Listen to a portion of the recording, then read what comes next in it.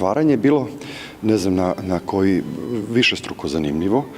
Kad se radi o čisto umjetničkom dijelu programa, on je bio posveta zapravo Crnoj Gori. Na 13. jul mi smo angažovali dvoje domaćih kompozitora koji su sad već, evo čini mi se, preko 4 sata umjetničke muzike je festival poručio u proteklih 24 godine. Mislim da smo tu stvarno izuzetak. Dakle, to je bila posveta Crnoj Gori i toj priči uticaja muzičara iz tadašnje monarhije Austro-Ugarske na zapravo muzički život Crne Gore.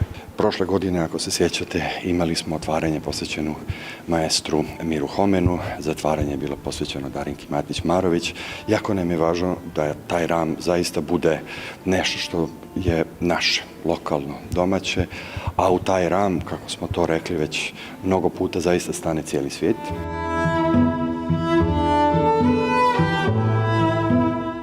Puno ansambala, formi, imali smo fantastične koncerte, koncert Gabriele Montero, ne znam da li je to već došlo do društvenih mreža, njene obrade lokalnih napjeva, ali i kola Bokeljske mornarice. Ona je jedinstvena u svijetu kad se radi o improvizaciji. U ovoj istoj dvorani slušali smo i Andreja Gugnjina i Dragana Đorđevića Suzukija, slušali smo i nevjerovatan ansambl Janoška.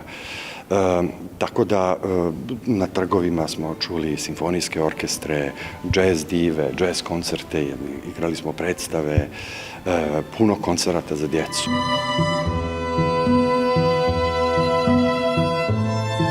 I ti pogledi potpuno u nevjerici čemu su izloženi te djece koja su slušala bilo opere za djecu, bilo druge programe namijenjene njima, ali i taj muzički bioskop, muzičko kino koje smo po prvi put u Crnoj Gori priredili, meni se čini zapravo kao zalog za budućnost i kao temeljno važno ne samo za Kotor Art kao festival, nego za bilo šta što zapravo promišlja budućnost ovog prostora, ove države, ove nacije, jer bez obrazovanja i bez tih najmlađih populacija zaista ne možemo se nadati ničemu dobrom.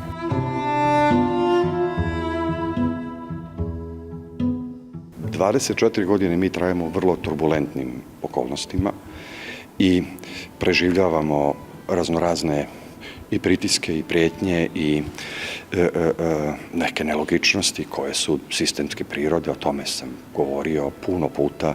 Mi zaista imamo podršku grada kakvu smo mogli samo poželjeti i ovom prilikom se zahvaljujem kompletnoj administraciji na čelu sa predsjednikom opštine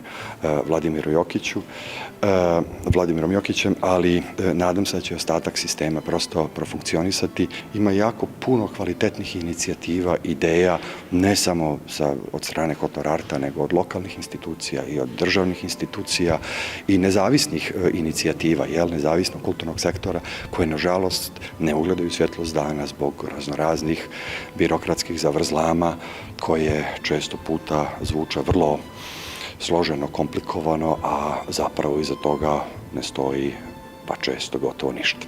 Pored svih ugovora, sporazuma, važećih, punopravnih i tako dalje, mi doživljavamo da, kao što sam rekao, na početku festivala imamo te okolnosti da mi nekoliko dana prije festivala ne znamo konačni budžet. To je možda za neke manifestacije, kako da kažem, i prihvatljivo. Za nas sa ovakvim programima, sa ovakvim konceptima, sa ovakvim profilom umjetnika koje Kotor Art od početka zapravo dovodi i gosti u Kotoru, zaista nije prihvatljivo.